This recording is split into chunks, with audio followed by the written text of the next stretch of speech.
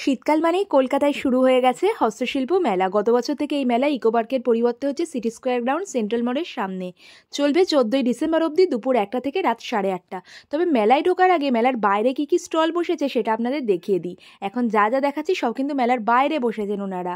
তারপরে আপনাদের দেখাবো মেলার ভিতর কি কি পাবেন। গয়নার বাক্স থেকে শুরু করে টেবিল ল্যাম্প, কাউকে ভয় দেখাতে চাইলে এটা গিফট করতে পারেন।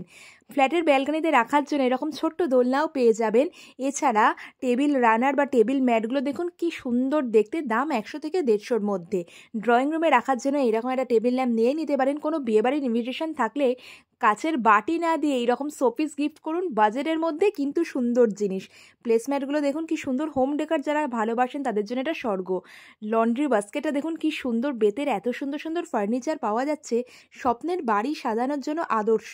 ল্যাম্প থেকে শুরু করে এরকম সোফা, শীতের রোদ গায়ে মাখছেন, বাগানে রয়েছে এরকম একটা সোফা, সাথে দার্জিলিং টি কেমন হয়, কিংবা নিদেন পক্ষে ছাদে এরকম একটা দোলনা হলে কিন্তু মন্দ হয় না। বা জায়গা না থাকলে বাড়িতে রাখতে পারেন এরকম ছোট ফাউন্টেনগুলো। কাশ্মীর যেতে পারেনি তো কি হয়েছে, এখান থেকে টিউলিপ কিনে নিতে পারেন 10 টাকা করে। স্বপ্নের বাড়ির জন্য নেম প্লেট নিতে পারেন। পরের ভিডিওয়ে শেয়ার করছি মেলার ভিতরে কি কি স্টল রয়েছে।